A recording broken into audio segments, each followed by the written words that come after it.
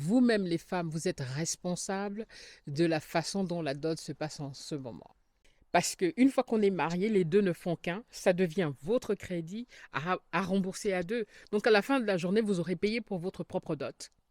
La femme est celle qui est censée être l'avocate de son mari auprès de sa propre famille. Et malheureusement, la valeur de la dot, le montant de la dot, le montant des cadeaux présentés par le futur époux est devenu un indicateur social ou de la valeur de la femme qu'on vient épouser. À partir du moment où tout le monde, en fait, s'engraine justement dans ce cercle vicieux, le mari ne veut pas être mal vu parce que ça aussi, ça montre à quel point il est capable en tant qu'homme. La femme, elle veut que sa valeur soit rehaussée parce que plus l'homme donne, plus elle est honorée. La famille, pareil, aux yeux de tous les villageois et de tous ceux qui sont présents, euh, ça donne un espèce de prestige à la famille. Pas un espèce, ça donne un prestige à la famille. Si tout le monde est dans cet état d'esprit, on n'avancera pas. Votre valeur se limite à ce que votre futur époux va mettre sur la table. C'est que vous n'avez pas une grande estime de vous-même.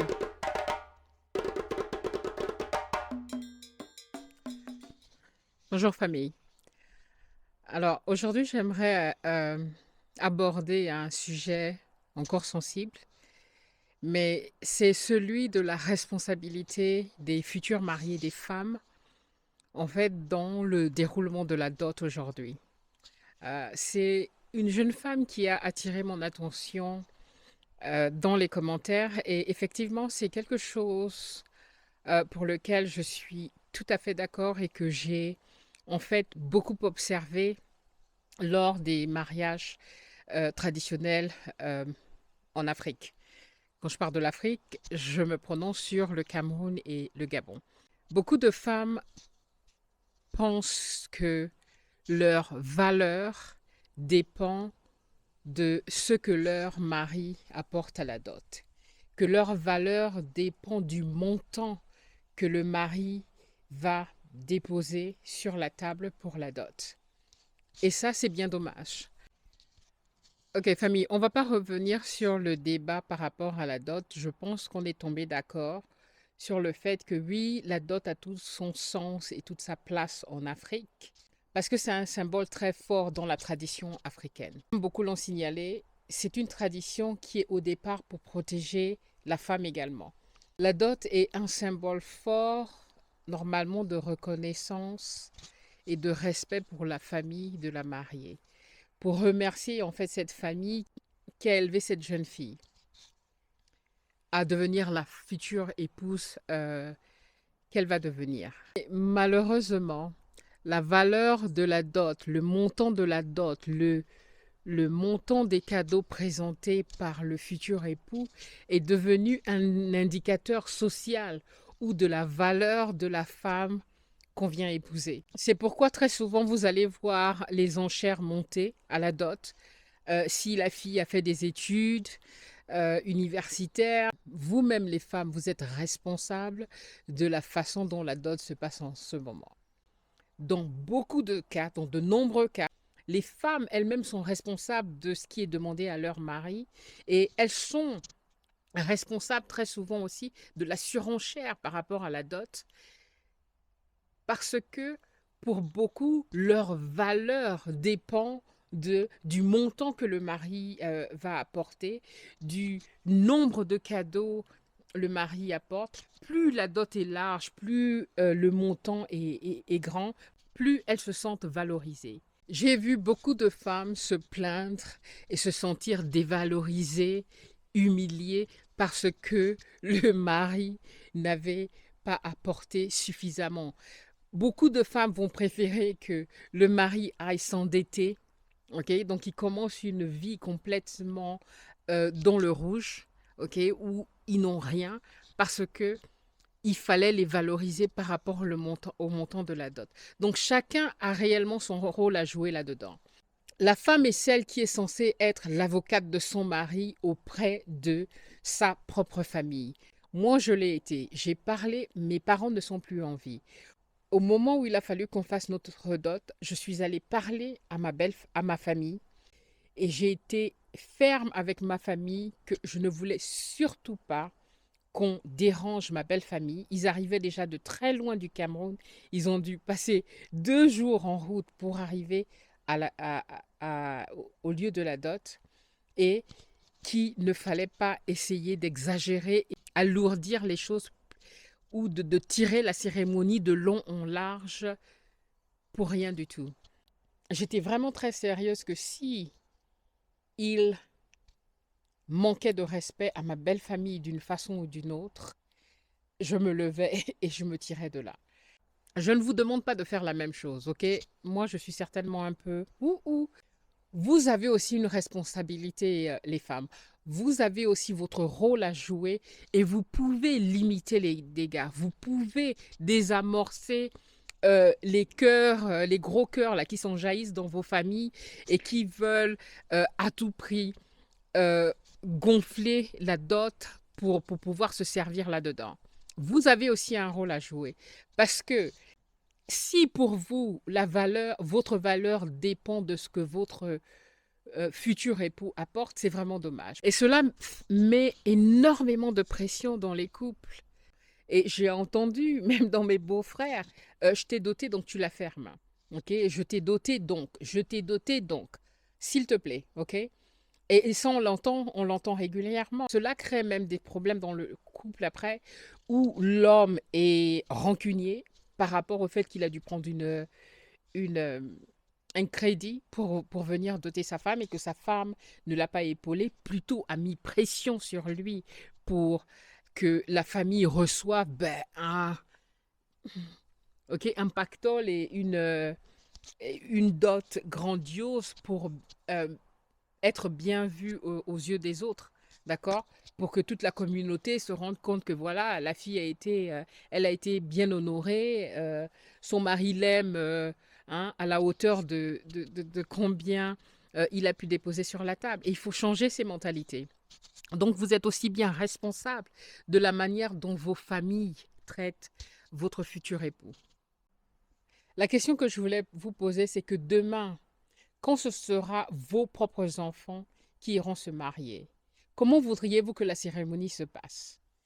Aimeriez-vous que vos enfants, dès le départ, ou vous-même, parce que les parents aussi s'impliquent, ok, là-dedans, commencent leur vie déjà endettée, ou alors, ne pensez-vous pas qu'il y a eu d'autres façons de faire, qu'il faudrait peut-être enlever tout ce qui est pression financière autour de la dot pour revenir à des valeurs plus symboliques par rapport au présent qu'on donne à la belle famille?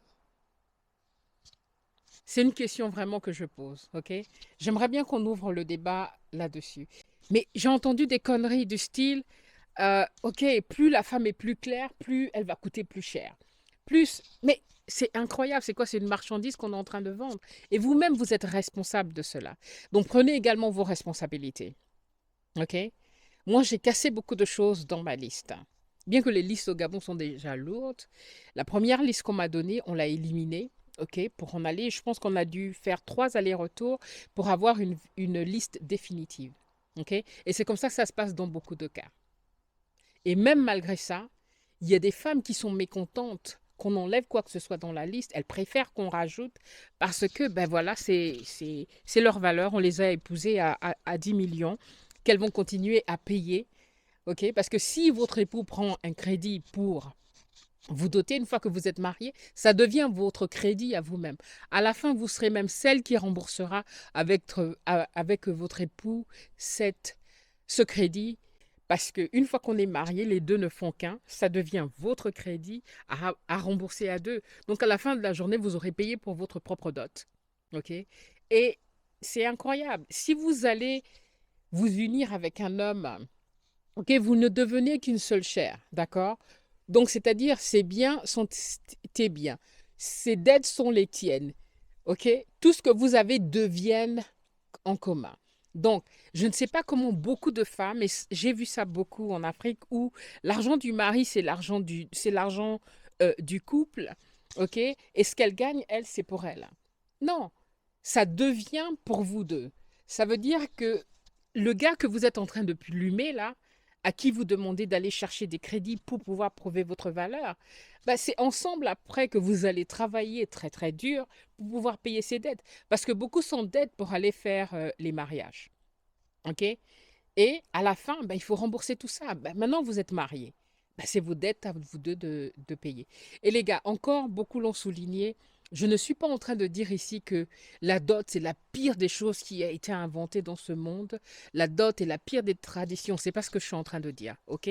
Ça va aussi bien pour les mariages, mais alors ridicules, où on va acheter des robes à 5 000 € qu'on va porter une fois, où on veut avoir la bague la plus chère, d'accord, avec je ne sais combien de carats dessus.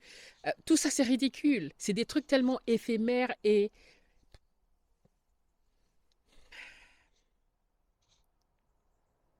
tout ça n'a pas de valeur, d'accord?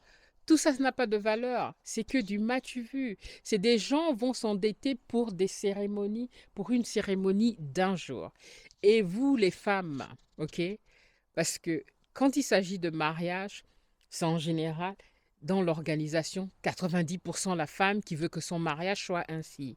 C'est la femme qui veut la limousine, c'est la femme qui veut la robe qui traîne jusqu'au je ne sais où, hein, à des kilomètres au loin. C'est la femme qui veut la coiffure ainsi avec du coiffeur spécial de je ne sais quoi. C'est la femme qui veut. Mais ça ne fait qu'alourdir ça ne fait qu'alourdir les choses. Et je comprends que c'est un jour spécial pour une jeune femme d'avoir cette cérémonie. Est-ce que, je sais pas, regardez même en ligne, hein, regardez une robe de 5 000 € et une robe de 50 € par exemple de mariage. Ok. Aujourd'hui, on peut trouver avec tout ce qui est Alibaba, etc., avec Amazon, on peut trouver des robes de mariée qui ne coûtent pratiquement rien, 100 €, 200 € et encore. D'accord? Mais il y a des gens qui vont aller faire des surmesures, qui vont aller te trouver des robes à 5 000 €. Mais c'est incroyable. Ok, si déjà la robe coûte 5 000 €, imaginez seulement la cérémonie et tout le reste. Oui, là, je suis en train de parler de la dot, ok, mais le mariage civil, le mariage religieux peut prendre des proportions aussi, mais complètement ridicules, d'accord? Où pour ce jour, les gens vont s'endetter et vont payer pendant des années juste pour cette cérémonie. C'est aussi ridicule. Mais ça, c'est pas le débat aujourd'hui. Ok, aujourd'hui, je ne suis en train de parler que la dot. Je parle de la dot parce que je suis africaine et ce qui m'intéresse, c'est ce qui se passe en Afrique. Donc voilà, même si on fait d'autres mariages, on sait très bien que le mariage le plus important, le mariage primordial en Afrique avant tout, c'est la dot. Et j'entendais une dame euh, parler, j'ai regardé une vidéo où une dame disait que à Kinshasa, c'était une émission, à Kinshasa, euh, apparemment, le mariage religieux ne peut pas être béni si le couple n'a pas fait avant le mariage coutumier. Ça, je ne sais pas, j'aimerais bien, si vous êtes par exemple du Congo, Kinshasa, et vous en savez un peu plus, et édifiez-nous dans les commentaires, parce que ça veut dire même que, en fait, si tu ne t'es pas marié à la tradition, tu ne peux pas te marier à l'état civil. Tu ne peux pas te marier à l'église. Ton mariage ne peut pas être béni à l'église. Donc, il y a vraiment une obligation, en fait. Imaginez un peu comment ça peut bloquer les couples, hein, à ne pas se marier, simplement parce que bah, s'il n'y a pas la dot, s'ils n'ont pas pu réunir ce qu'il faut pour la dot, ils peuvent pas en fait faire un mariage religieux, surtout si c'est des personnes qui sont chrétiennes et pour qui le mariage religieux est important, d'accord? Maintenant, c'est vrai qu'il y a le mariage civil qui est toujours là, mais enfin voilà, c'est revenons à ce qui est important dans la vie. Ce monde devient tellement matérialiste où tout est tellement basé sur des choses éphémères, futiles, que moi, c'est quelque chose qui me bouffe, hein, de voir comment beaucoup de femmes se sacrifient elles-mêmes à la fin, ok? parce que elles sont justement dans ce complot-là où il faut demander le maximum au mari plutôt que de faire en sorte que sa famille soit clémente, que sa famille soit euh, moins gourmande, que sa famille soit... Il fait froid, moi je dois partir. Beaucoup de femmes, consciemment ou non, acceptent cette norme, acceptent et renforcent même cette norme, où le montant de la dot définit leur propre valeur. Donc, elles feront tout pour faire pression sur leur futur époux pour augmenter ou alors accepter sans discuter ce que les parents demandent. Et des fois même, ok, il y a des femmes qui demandent à l'époux de donner plus pour pouvoir prouver à la famille et au monde entier, d'accord, aux spectateurs de la dot, combien son mari l'aime. Elles peuvent même exiger, j'ai vu des femmes exiger que leur mari apporte une dot élevée, qui se débrouille, mais qu'il apporte une dot élevée pour pouvoir prouver son amour. Et ça, c'est une pression supplémentaire que cette femme met à son époux. Je ne sais pas comment réfléchissent les femmes. Le mari, là, à qui tu demandes de l'argent, à qui tu demandes d'aller chercher des crédits pour s'endetter et pour venir t'épouser et pour pouvoir apporter de la valeur à ta personne, ok? Mais ce crédit qu'il prend, hein, une fois que tu l'as épousé, ça ne devient pas le tien. Réfléchissez. L'argent de ton futur époux, ça devient le tien à la fin. Vous partagez. Normalement, les deux ne font qu'un. Vous partagez tout à la fin.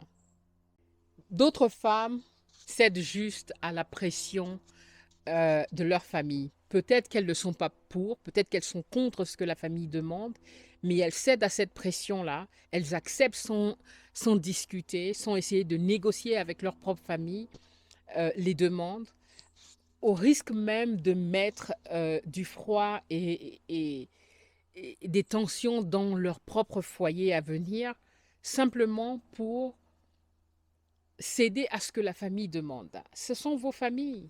Si vous ne pouvez pas négocier vous-même auprès de vos familles pour votre propre mariage, qui saura le faire, hein? Vous êtes la meilleure avocate pour votre propre dot, la meilleure avocate de votre mari et pour vous-même.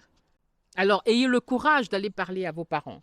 Oh, oh, oh, l'autre chose que j'ai vu beaucoup se faire, c'est la compétition sociale, ok? Où, en fait, les femmes euh, comparent entre elles. Ma copine a été dotée comme ça, ben moi j'avais pas eu ça à ma dot. Ah ben oui, là-bas il y a eu 5 casiers, ben moi on m'a donné que 4 casiers. Et ce qui fait que quand c'est le tour d'une d'entre elles de se marier, elle regarde ce qui s'est fait chez les autres, et puis cette pression sociale, cette compétition, et voilà, qui se compare maintenant entre elle et les autres, parce qu'il faut avoir la meilleure dot, parce que cela est signe de prestige et de... Come on, people. On est meilleur que ça, ok? Redescendez sur terre. Tout ça, ça n'a pas de valeur, ok? De vouloir bien paraître aux yeux des autres parce que vous avez eu une dot, même si après vous êtes plus capable de mettre de la nourriture sur votre table pour vos enfants, réfléchissez un peu. Et vous savez, il y a beaucoup de conséquences à cela, que peut-être que au moment du mariage, on est dans cette euphorie-là de se marier. C'est une belle cérémonie de se marier. C'est un beau moment de se marier. C'est un euh, des grands moments de la vie d'un être humain. Ok? Mais à cause de tout ceci, et cela peut créer un déséquilibre hein, déjà dans le couple qui à peine commence leur vie en tant que jeunes mariés.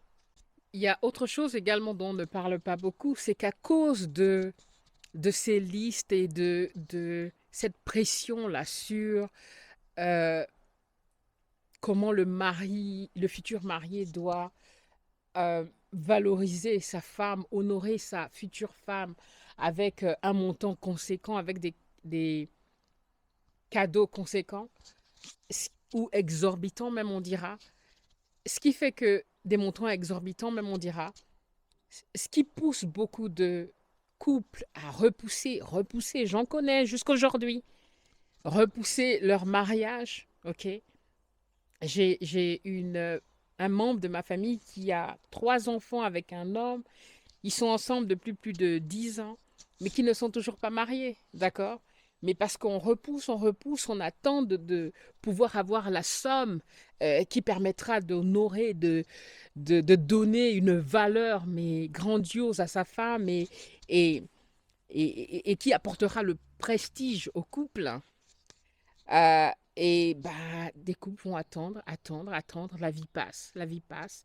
Et beaucoup bah, vont finir avec des enfants et tout, et des fois même une rupture à la fin, et jamais mariés, parce que bah, il faut répondre à des exigences ou alors à... Je vais même pas parler de l'objectisation de la femme, que la femme est vue comme un objet, comme une marchandise. Je sais que vous allez crier pour dire, ben non, en Afrique, c'est pas comme ça, les symboles, c'est comme si, c'est comme ça, ok. Mais à la fin, ça revient à ça, parce que si la valeur d'une femme dépend de combien vous avez posé sur la table et combien de cadeaux que vous avez apportés, ça revient quand même à donner une valeur, un montant à votre épouse, oui ou non. D'accord? Et on donne une valeur à quoi? À des choses, pas à une personne. Ok? Donc à la fin, vous-même, vous perpétuez, vous-même les femmes, hein, parce que je parle de vous les femmes. Ok? C'est vous-même en fait, hein. Vous pensez que votre vie, votre valeur se limite à ce que votre futur époux va mettre sur la table. C'est que vous n'avez pas une grande estime de vous-même. Comment est-ce qu'on peut sortir de ce cercle vicieux? Ok? Et comme je disais, les solutions ne viendront pas du ciel. Ok? Les solutions viennent de nous-mêmes. Nous sommes les parents d'aujourd'hui, de demain. C'est comment est-ce que vous éduquez, élevez vos filles. Ok, j'ai 2 filles, donc je vous parle pas comme ça, c'est pas juste du vent. J'ai 2 filles, et pour moi, elles savent que leur valeur est bien plus importante que l'argent.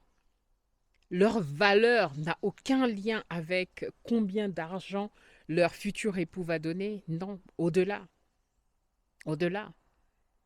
Elles n'ont pas de prix. Il est important de faire comprendre à vos jeunes filles, à vos sœurs, à vos élèves. Bon, après, on risque de vous accuser de je ne sais quoi. Euh, que la valeur d'une femme est au-delà de ce que son époux va apporter. OK? Et ça crée justement des... Comment dire? À partir du moment où la femme se compare, parce que les femmes sont compétitives. Les femmes sont souvent en compétition entre elles. OK? À partir du moment où, bah tiens, l'autre, on l'a doté à temps, et puis moi, on me dote à temps, ça peut apporter un self-esteem, low self-esteem. C'est quoi low self-esteem? Euh, une confiance en soi diminuée, une valeur de soi diminuée. Les gars, moi, je ne sais plus comment on dit ça en français. Ok? C'est quelqu'un qui n'a pas, c'est quelqu'un qui n'a plus confiance en soi. C'est une femme qui n'a plus confiance en soi. Ça peut diminuer la manière dont elle se voit. Ça diminue l'estime. Voilà, ça diminue l'estime qu'elle a d'elle-même. Parce qu'elle estime que voilà, son mari, en fait, bah, ne doit pas beaucoup l'aimer, puisque ce qu'il a apporté euh, n'est pas suffisant par rapport à ce qu'on a apporté à son ami ou à d'autres femmes dans sa famille. Ça peut créer comme ça des frustrations chez la femme elle-même. Ça crée des frustrations chez toi, même si tu ne le vois pas. À partir du moment où tu penses que l'amour de ton mari a une valeur, mais c'est quelque chose que tu vas perpétrer dans ton mariage. D'accord? Donc, si ton mariage, maintenant, ça va être, tiens, la valeur de, oh oui, j'en ai vu d'autres aussi. OK? Tout ça, ça continue. Les bagues, les alliances, d'accord? Euh, le montant de l'alliance et tout montre l'amour, un peu comme les conneries qu'on voit à la télé. OK? Donc, plus il y a un espèce de gros carat sur le doigt, ça veut dire que ça montre l'amour que l'homme a pour la femme. Et c'est d'une connerie. C'est d'une connerie. Il n'y a rien de plus facile à dépenser que l'argent. C'est pas ça qui fait la valeur. C'est pas ça qui fait ta valeur. OK? Et c'est quelque chose que tu comprendras une fois que tu seras dans ton mariage. Ça, je parle aux jeunes filles qui ne sont pas mariées. OK? La chose la plus importante qu'un homme peut apporter, OK? La, comment on appelle ça? The currency. La monnaie la plus chère qu'un homme peut dépenser sur toi, c'est le temps qu'il passe à tes côtés. Mesdames, il est important de planifier votre mariage coutumier ensemble. C'est-à-dire de fixer ensemble les limites de ce que vous pouvez apporter de manière raisonnable à la famille pour ne pas après céder à la pression extérieure. Si toi, cher époux, futur époux, tu as, tu as fait comprendre à ton épouse, à ta future épouse ensemble, combien d'argent tu as de disponible pour le mariage, vous mettez votre argent ensemble parce qu'il ne faut pas se leurrer. Les deux, en général, se battent pour trouver le montant qu'il faut pour célébrer leur mariage. OK? Euh, pour célébrer leur mariage, tombez d'accord dès le départ sur ce que vous pouvez réellement apporter sans que cela ne vous saigne au point que vous vous endettez. OK? Si vous avez ce dialogue avant, je pense que toi, femme, tu es capable après d'avoir cette discussion avec tes parents en disant non, on ne peut pas, on n'a pas plus que ça. Voilà ce qu'on a exactement. OK? Ayez ces discussions-là. C'est comme ça qu'on peut avoir un début de solution pour pouvoir discuter et ramener nos chers parents à des montants un peu plus raisonnables. Il pleut, je vais devoir rentrer, zut. Ok, il pleut, donc on a dû rentrer. Euh,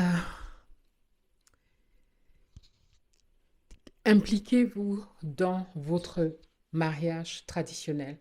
Impliquez-vous auprès de vos familles. Il est vrai que la dot, normalement, comme on dit en Afrique, la femme n'a pas la parole, mais c'est pas vrai. La femme a la parole, hein. Au mariage de mon frère, au mien, au mariage de beaucoup de personnes que j'ai vues faire autour de moi, la femme a son mot à dire.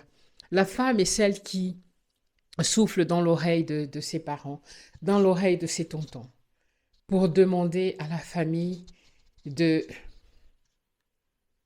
limiter le montant de la dot à ce que elle et son conjoint, parce que c'est les deux, peuvent apporter. Donc vous avez votre rôle à jouer et jouez votre rôle bien. Ne N'allez pas être celle qui empire les choses, celle qui augmente les enchères, ok? Parce que ben, plus c'est, vous faites en fait, vous faites double jeu. Hein. Auprès de votre mari, vous êtes là, vous pleurnichez, mais derrière, vous êtes celle qui poussait la famille à augmenter les enchères parce que ben, c'est ça qui fait votre valeur, ok? C'est en discutant ainsi parce que tant que personne ne dit rien, j'ai discuté avec deux jeunes femmes dont les époux disaient oh ben non, ça a été en fait, ça s'est bien passé.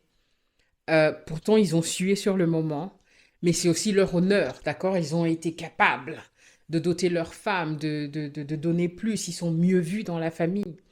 À partir du moment où tout le monde, en fait, hein, s'engraine justement dans ce cercle vicieux, le mari ne veut pas être mal vu parce que ça aussi, ça montre à quel point il est capable en tant qu'homme. La femme, elle veut que sa valeur soit rehaussée parce que ben, plus l'homme donne, plus ben, elle est honorée. La famille, pareil, aux yeux de tous les villageois et de tous ceux qui sont présents, euh, ça donne un espèce de prestige à la famille. Pas un espèce, ça donne un prestige à la famille. Si tout le monde est dans cet état d'esprit, on n'avancera pas. Dans ce cas, c'est à nous, pour ceux qui sont comme moi contre la manière dont les choses se passent, quand c'est votre tour et que les enchères grimpent parce que bah, le mari veut bien que c'est difficile pour lui, d'accord, mais il ne va rien dire parce que bah, il faut prouver qu'il est capable. le mari d'une de mes nièces qui a apporté quelque chose de symbolique. Ça a été critiqué, ça a été mal vu. À la fin, il a dit, moi, c'est ce que je peux, voilà, apprendre ou à laisser aujourd'hui son mari à la dot et à l'état civil, ils ne sont pas maudits. Parce que bah, leurs parents les aiment et n'avaient pas à maudire leurs enfants ou leurs oncles, ou etc. Parce qu'ils ont compris que bah, les enfants n'ont pas grand-chose. Okay, l'Europe est difficile, c'était en plus deux jeunes qui vivent en Europe. Et voilà, et aujourd'hui ils sont mariés. Dans ce que je dis, à nous d'essayer de changer les choses. On doit tous contribuer à cette discussion et à ce changement en devenant les parents de demain qui allégeront les choses et permettront aux enfants de se marier selon leurs moyens et non pas leur pousser à aller s'endetter. Et ça, aujourd'hui, cette vidéo, c'est pour toi, mademoiselle, c'est pour toi, madame, ok? Et cette vidéo, aujourd'hui, c'est pour vous, les femmes, vous, futurs mariés ou mères, grand-mères, ok? Comment est-ce que vous pouvez influencer les choses? Comment est-ce que vous pouvez éduquer vos filles à leur faire comprendre qu'elles ont aussi leur rôle à jouer et qu'elles n'ont pas à accepter tout ce que les tontons du village, là, voilà, ok, les écriveurs de longue liste apportent, hein, elles ont leur mot à jouer. Si leurs parents sont en vie, elles peuvent aller auprès de leurs parents et leurs parents, leur père, va pouvoir apporter ça à ses frères et ensemble, ok, avec la pression de tout le monde, on peut faire en sorte que les dots redeviennent quelque chose, je parle encore des présents et des montants, ok, quelque chose de symbolique, des cadeaux symboliques. Et qu'au lieu de se focaliser sur le montant de la dot et les présents apportés, qu'on se concentre sur cette union merveilleuse entre deux familles qui viennent ensemble, le respect que ces deux familles ont désormais l'une pour l'autre, c'est cette famille qui s'élargit, comme on sait faire en Afrique, le vivre ensemble, etc. Ok, concentrons-nous sur ces belles valeurs, ok. Et plutôt que, voilà, l'Afrique a encore beaucoup à faire. L'Afrique est encore seulement un nourrisson, ok, qui est seulement en train de faire ses pas et grandir. Donc, plutôt que de nous encourager dans la connerie, dans le m'as-tu vu, dans la, le farfelu, dans le farfelu, ok, concentrons-nous à encourager nos enfants à, voilà, acheter un terrain, construisez, parce que l'Afrique, tout est à faire, tout est à construire, ok. En Europe, moi je vois par exemple mes amis ou collègues ici, hein, leurs parents ont hérité de leurs grands-parents qui ont hérité de leurs grands-parents, d'accord? Eux, ils sont là, qui travaillent, qui ne travaillent pas. Quand leurs parents décèdent, ils héritent, leurs enfants héritent, etc. Nous, on commence ça à peine en Afrique, ok? On est encore à construire. Beaucoup sont encore en train de trimer, de se bagarrer pour obtenir au moins la terre. Parce que la terre, c'est la richesse. OK? Donc, encouragez vos enfants plutôt que de prendre les 1 million, les 2 millions, les je ne sais combien de millions pour la dot. J'ai jamais encore vu faire ça. OK? Mais j'aimerais bien voir des parents qui, tiens, prend cette enveloppe et dit aux enfants, voilà, achetez de la terre, ok, construisez. Ou alors, encouragez plutôt les enfants à construire, à encourager plutôt les enfants à...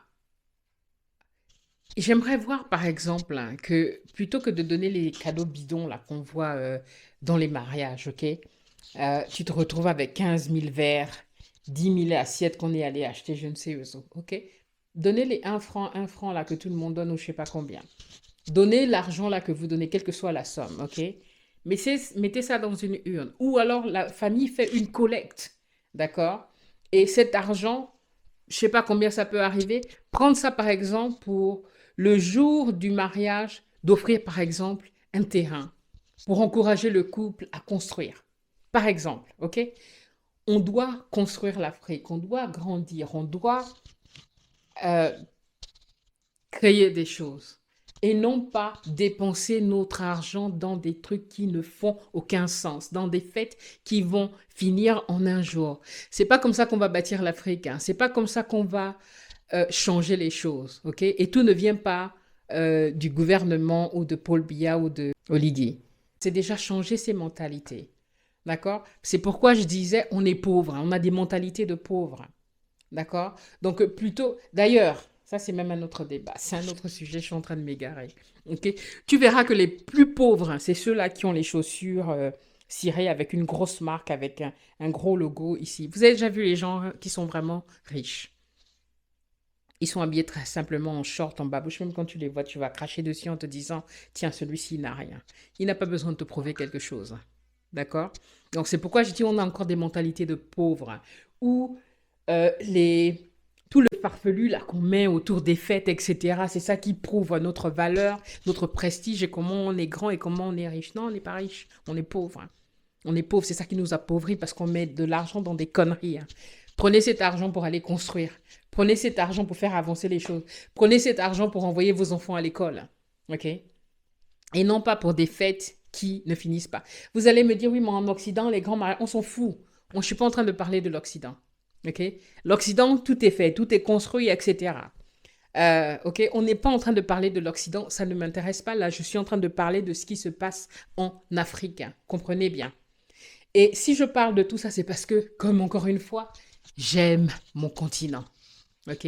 J'adore mon continent. Je veux voir mon continent grandir. Et ça passe par le changement des mentalités. D'accord? Ça ne s'arrête pas qu'à la dot. C'est pas que je suis en train de créer toute une tension autour de la dot. D'accord? Mais c'est le sujet qui m'intéresse sur le moment. Donc, voilà. Femme, il est temps que tu comprennes de ton pouvoir dans le processus du mariage. OK? Aussi bien du mariage, généralement. OK? Tous les trois mariages. La dot, mariage traditionnel, l'état civil, religieux. Tu as un pouvoir dans le processus de ces événements. Donc, utilise-le à bon escient et non pas dans des futilités qui ne t'apporteront absolument rien que la gloire éphémère, si on peut appeler ça comme ça, de un jour.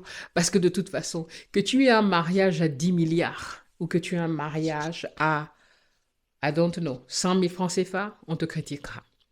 Okay? Les gens ne sont jamais contents. Quand on t'a trop doté, oh, on a sacrifié la fille, on l'a vendue. Quand tu n'as pas assez donné, ah, le gars est pauvre et tout, oh, elle s'est mal mariée. Les gens auront toujours quelque chose à dire, ok? Les gens auront toujours quelque chose à dire.